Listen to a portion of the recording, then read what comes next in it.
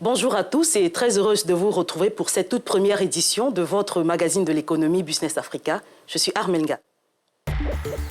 À suivre cette semaine, croissance économique, l'Afrique de l'Est au premier rang en 2018, avec l'un des meilleurs taux, confirmant ainsi les prévisions annoncées par le FMI. Une croissance économique qui se poursuivra également en Afrique subsaharienne pour atteindre les 3,6% en moyenne au cours des 2 prochaines années, selon la Banque mondiale. L'Afrique, plus indépendante en matière de connectivité à Internet, un pari que s'est lancé Liquid Telecom qui compte connecter les entreprises égyptiennes au reste de l'Afrique. C'était le meilleur taux en termes de croissance économique sur le continent selon les estimations 2017 du Fonds monétaire international. Un pari tenu pour l'Afrique de l'Est qui a enregistré en 2018 l'une des meilleures performances en termes de croissance du produit intérieur brut. Un classement dans lequel l'Éthiopie occupe le premier rang avec 7,8% de croissance, suivi du Rwanda, 7,1% et de la Tanzanie, 6,7%. Les détails dans cet élément de William Baiha et Ronald Kato. L'Afrique de l'Est a affiché le meilleur taux de croissance du continent en 2018 malgré les faibles performances de certains pays de la région. Telle est la conclusion d'un rapport de l'Institut des comptables agréés d'Angleterre et du pays de Galles. Selon le rapport, la région a enregistré 6,3% de croissance du PIB en 2018. Les experts indiquent que le ralentissement de la croissance de 6,8% en 2017 à 6,3% en 2018 ne devrait avoir aucun effet sur l'influence de la région en Afrique. L'Éthiopie a affiché la plus forte croissance dans la région avec 7,8%. Le Kenya, qui sort d'une situation d'incertitude politique après les élections, devrait connaître une croissance de 5,4% cette année, contre 4,9% en 2018. Le rapport indique en outre que l'instabilité politique et l'insécurité ont privé le Burundi et le Soudan du Sud d'une chance de développer leurs économies. Bujumbura, embourbé dans une impasse politique depuis 2015, a affiché une croissance de 0,1%, alors que Juba, qui est en guerre civile depuis 5 ans, fait face à une récession.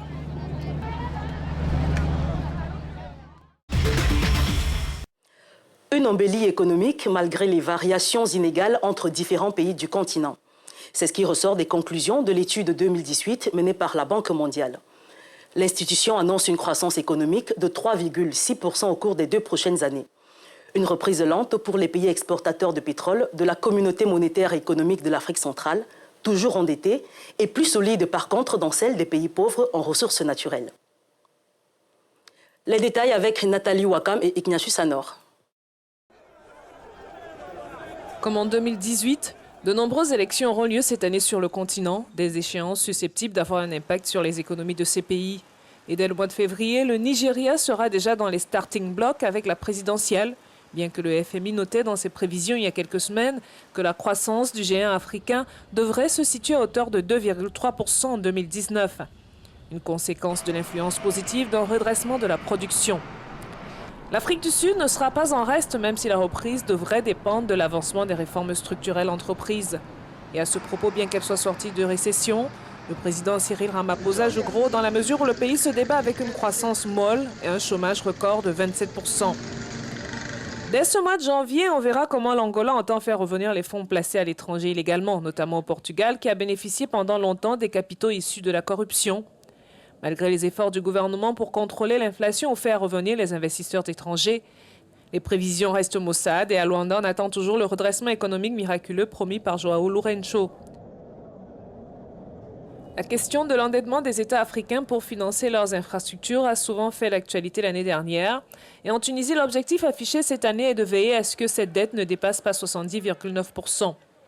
Du côté du Maroc, l'heure est également à la poursuite des réformes structurelles. La priorité sera donnée à la stimulation de l'investissement privé avec l'adoption rapide de la nouvelle charte de l'investissement. Enfin, les tensions commerciales dans le monde auront sans doute encore un effet sur les prix pétroliers, dont de nombreux pays africains tirent leurs revenus. Ils devraient s'établir à 74 $ le baril sur l'année 2019, alors que les cours des métaux resteront globalement stables selon les prévisions de la Banque mondiale. Nous en parlons avec Ronald Kato, journaliste chez Africa News. Bonjour Ronald et bienvenue dans ce programme. Bonjour Armel et merci de m'avoir invité. Alors Ronald, nous venons de suivre ces sujets sur les avancées et les mutations économiques du continent africain. Plusieurs questions continuent d'attirer l'attention des organisations comme la BAD ou encore le Fonds monétaire international. Les questions sur le renforcement des relations avec la Chine restent également d'actualité. Et selon vous, quel pourrait en être l'impact en 2019 ? Je pense que les liens entre l'Afrique et la Chine ne vont pas changer en 2019. Au contraire, ils deviendront encore plus forts.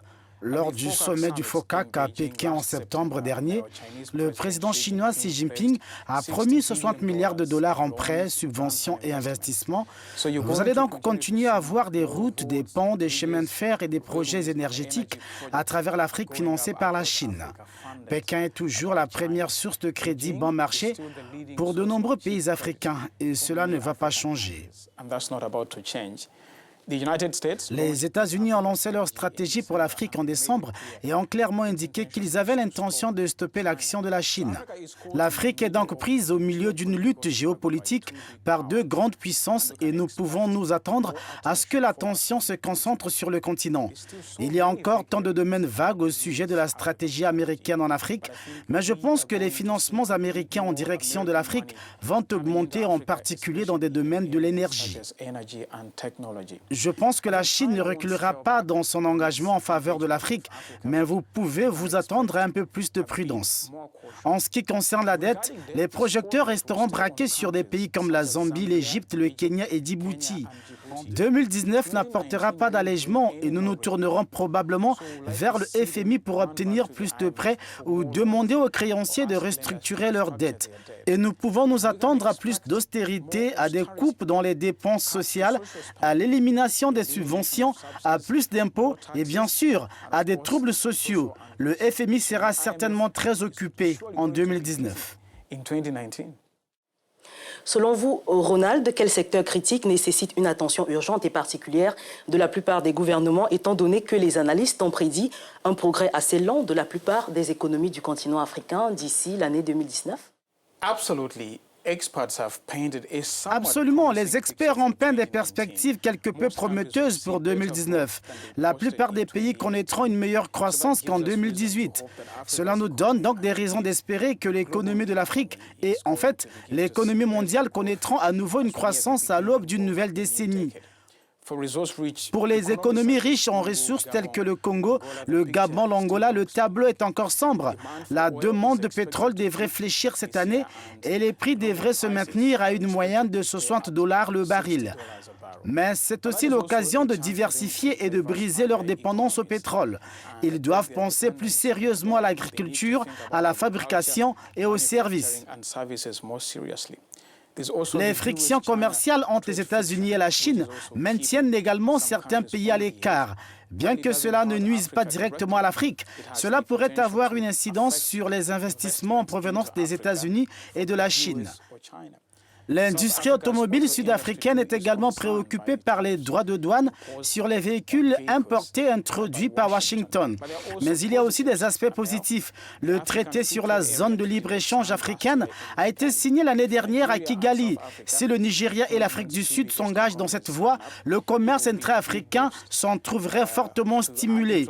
L'économie sud-africaine a elle aussi surmonté une récession et les choses s'améliorent au Nigeria et en Éthiopie.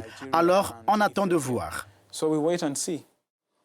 Merci à vous, Ronald Kato, d'avoir été avec nous sur ce plateau. Je rappelle que vous êtes journaliste chez Africa News. Merci de m'avoir invité. Dans quelques instants, nous prendrons la direction de l'Égypte qui sera dotée durant les 3 prochaines années de l'un des plus grands réseaux de la fibre optique du continent africain. À tout de suite.